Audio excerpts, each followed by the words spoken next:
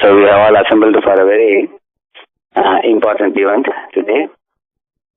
Let us begin with the auspicious recitation from Srimad Bhagavatam. Please take verse number 11.29.6. 11.29.6. This verse goes like this. Naivopayanta pachitum kavayastavesha brahmayushapi kritam riddhamudasmarantah yontarbhahistanapratam ashubham vidunvan acharya chaitya vapusha swagatim janakti. He says here, na eva upayanti apachitim kavayaha kava isha. Oh my dear Supreme Lord, even great kavayaha, greatly learned devotees of the Lord, or apachitim means they are unable to express their gratitude. Na eva upayanti apachitam. They are unable to express their gratitude to you, Tava Isha, oh Supreme Lord. Brahmayusha api. Brahma ayusha api. That means even in a lifespan of Brahma, 3.11 trillion, 40 billion years, they are unable to express their gratitude to you. Why? Why should they be wanting to express gratitude in such a long period of time? For that he is saying, Kritam Hriddha Muda Smarantaha. What you have done for us, which has brought about such great pleasure, Mudaha. So Kritam, the activities that you have done for us. Hriddha Muda Smarantaha. Remembering what kind of ecstatic bliss that you have brought about in our lives by Swagatim Janakti. The last line you see, Swagatim Janakti, by offering your own abode and your own self to us. And this has been made possible. How? Yo antar bahish tanubratam ashubham vidunvan. Antar means inside the heart. Bahish means externally. Internally and externally, tanubratam means dehadari jivatmas like us. For us, ashubham vidunvan.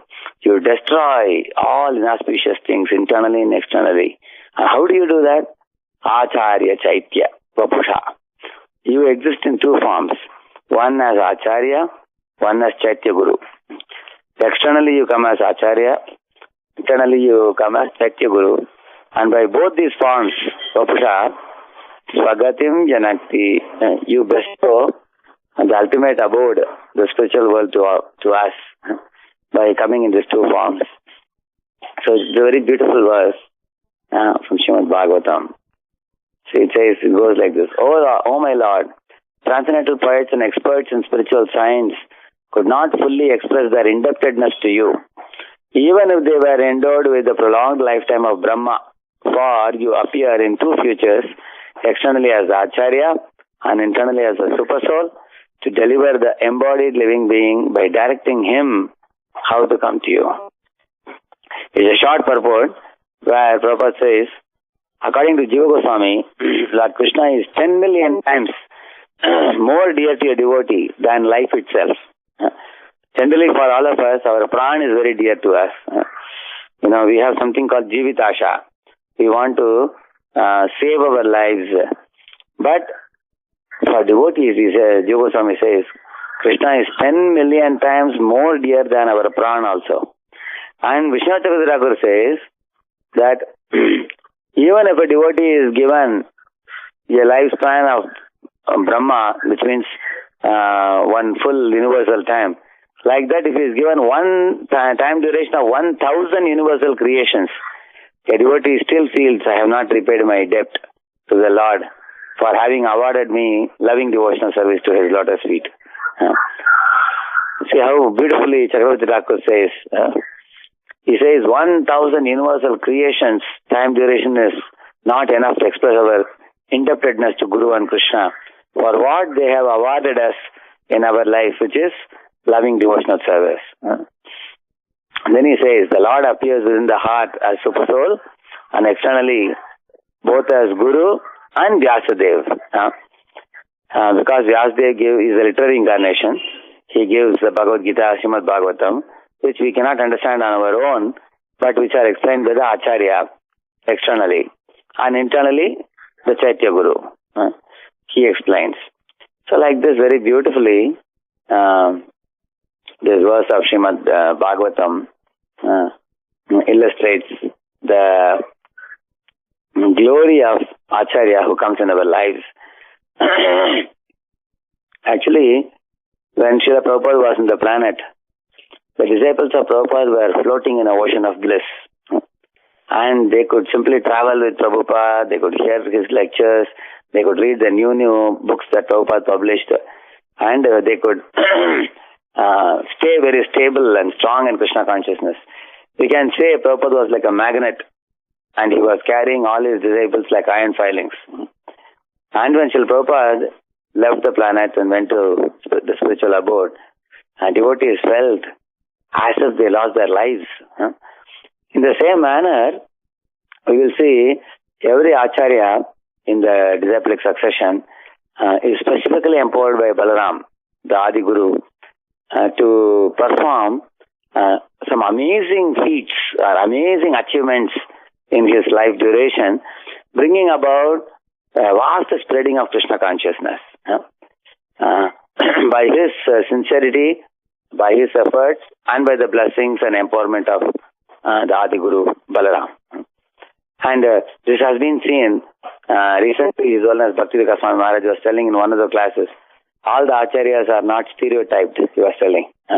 Every Acharya has a unique way of spreading Krishna consciousness, and the end result of his endeavors goes to prove the original innovative and creative efforts that he made.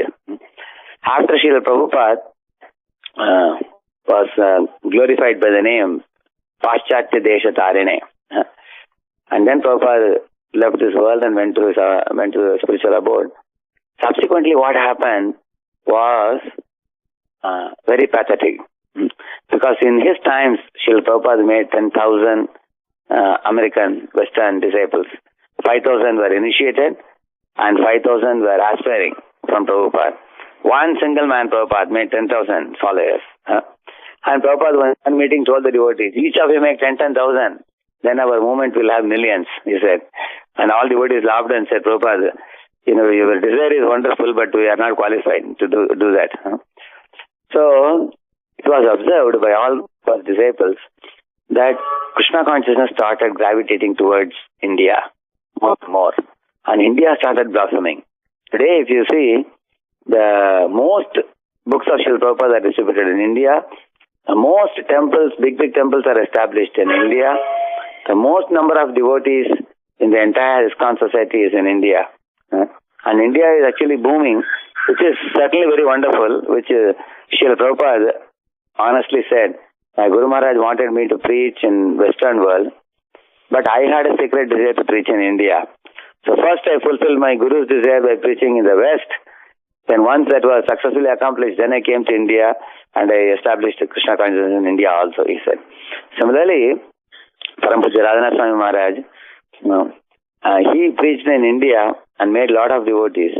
But he had a great desire that I want to go to the land where I was born and where Srila Prabhupada personally preached, where the Westerners taking to Krishna consciousness was predicted by Bhakti Vinod Thakur and Bhaktan Saraswati Thakur. And now, if that kind of preaching is not happening, after Prabhupada's times, the Westerners again became more and more materialistic. And most of the American temples are having just one or two couples staying in the temple, Mataji worshipping the deities and Prabhuji doing Mangalarati, and the temple hall being empty. Except a few temples like LA or New York. Most American temples are suffering from want of devotees. And also the temples are thronged by Indian devotees, and American devotees are hardly coming. And what's the reason for this? Because the times have changed. The culture has changed. In Prabhupada's times, the Westerners were asking logical questions, including the hippies also. And they had a great fascination for music. So combining these two things, Srila Prabhupada gave them Hare Krishna musical entertainment, involving them in Hari Kirtan. And he answered their questions logically in morning walks, thrashing all the Mayavadi conceptions. And thus he established ISKCON society. And now the Western world is covered with new age religions and post-modern religion. The pre-modern period, people had faith in Shastra. And in the modern period, people had faith in science. Now we are in post-modern period. People have neither faith in Shastra nor faith in science, and now they are looking for experience. So those books which talk about personal life experience of some great hero, and if the book contains adventure, if the book contains something to do with the heart, something to do with personal experience, something that is moving the heart and melting the emotions, people become touched by such gurus and such writers. And on the other hand, if you present to them philosophy of Krishna consciousness in a very logical way, systematic way, by proving them mathematically and scientifically, hence proved, they say, get lost. We don't want to hear from you, because they are not interested. So they are interested in experience, and they want to see living personalities who have had great mystical experiences. Now, His Holiness Radhanath Swami Maharaj, before coming to Vrindavan, the kind of great experiences he had, he put it all in the form of a book, Journey Home, such an adventurous book, thrilling book. Even non-devotees are thrilled by the adventures that he underwent. And by reading that book, they develop a great appreciation and attraction and admiration for him. They come close to him, they write letters to him. And when they come and ask him, after all these adventures and everything, why did you surrender to Swami Prabhupada? What did you find so special? Then Maharaj tells them that Srimati Radharani's ideal behavior in the Vraja mood and the lifestyle of the Vrajabasis, which Srila Prabhupada taught me, that's what touched my heart. In this way, simultaneously Maharaj, by writing that book, he brought people to the lotus feet of Srila Prabhupada. He brought them to the mood of Vrindavan, and he is teaching them that the feminine counterpart of the Supreme Lord Krishna, Srimati Radharani, her Seva Bhav is the ultimate attainment. There is nothing beyond that to be understood in the path of philosophy. And many yoga teachers, yogis and yoginis of the West are becoming attracted. You will see in LA, Los Angeles, just 3-4 blocks ahead, there was a yoga teacher, one lady teacher, and she had hundreds of thousands of students coming to her.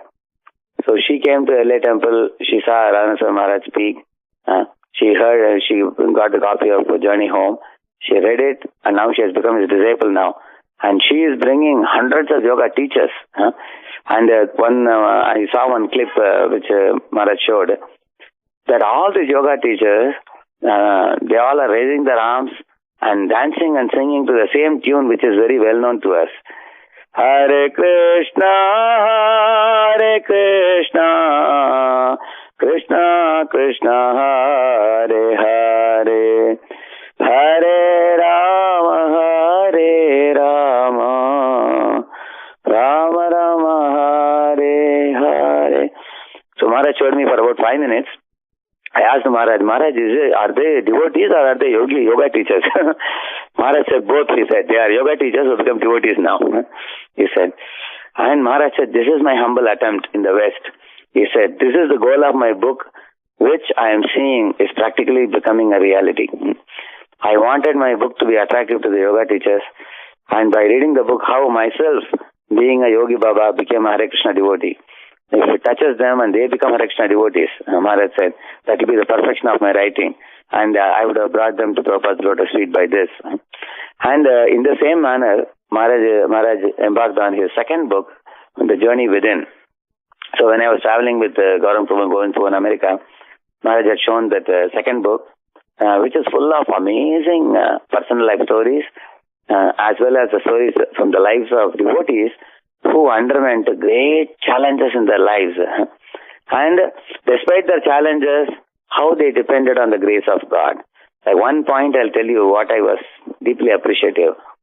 Maharaj says that faith means to have complete focus on the grace of God beyond our sense perception. Actually, based on our sense perception, we think if God gives me sense gratification, God is wonderful. If He doesn't give me sense gratification, then what kind of God is He? This is a low-class mentality. But faith means having complete faith in our heart, belief in our heart that the grace of God can come in any way. For Pandavas, Krishna banished them to go to forest for 12 years. And that is how He showed them His grace, and they gracefully accepted the grace. Pandavas, you will see, with full faith in Him. Similarly, you will find how the Lord's grace will come in our lives, we cannot predict. But one who has faith in that grace, they become glorious. For example, this material world is compared to a jail. And jail is not considered a very wonderful place. People often criticize God. Why have you put us in this jail of material world and giving us so many sufferings? Why are you so cruel? Saying like this, they turn more and more away from Him and go far away from Him foolishly.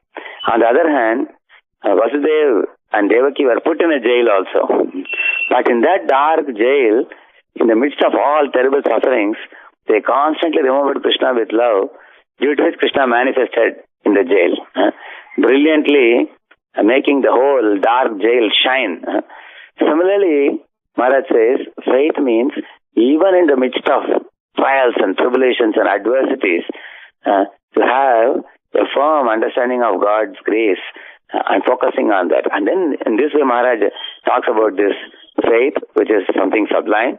And then he gives examples of devotees in our movement. Some examples even from Bombay community he has given. So this book is a very thrilling book. Each lesson carrying one principle like what he told just now, what I told you now. Many, many valuable principles. The first book, Journey Home, it is a autobiography of Maharaj from the time he was in America up to the time he met Srila Prabhupada and joined our movement. Whereas in the second book, Journey Within, Maharaj also talks about his personal life episodes also, his realizations, and also examples of many, many devotees whom he came across, and how he saw Krishna working through them based on their sincerity and seriousness and everything. So this is going to be another bestseller book, which is going to sell in millions, very powerfully, the time to come. And as I told you in the beginning of the talk today, there was from Srimad Bhagavatam, Acharya Chaitya Vapusha. Like that he says that the Lord is within our heart, whom we cannot access. But the Lord also is manifesting through the sound vibration of the spiritual master, externally, enlightening us, opening our eyes, lifting our heads up to see the truth, and go beyond the three gunas and learn the art of tapping the grace of Krishna in our lives. And when we are receiving such immense spiritual benefits from an Acharya, we should not be ungrateful. Okay, thank you very much that you gave me so much mercy. Bye-bye. We cannot be like that. How do we express our gratitude to him? I heard Vardharaj was telling me that Maharaj, personally in Mayapur, he met devotees in the garden, probably about 12 to 14 devotees. And Maharaj openly said how helpful it will be if devotees help in clicking seva. And Maharaj was thanking the devotees. I was telling Vardharaj Prabhu, I wish that you recorded the Maharaj's talk and you played for the devotees. At that time, devotees are unprepared. Suddenly, Satyajit Mataji was there, Jaydev was there, Vardharaj was there. Like that, there were about 12, 14 devotees. Which goes to clearly show it is Maharaj's desire that devotees assist this important service of clicking to keep all the poisonous anti-elements away. When an Acharya is administering the Amritam or the medicine of Krishna Krishna consciousness to the suffering souls. He wants to do this service for the suffering souls and reclaim them. But the poisonous anti-elements are stopping this important admission of Amritam to the suffering jivas.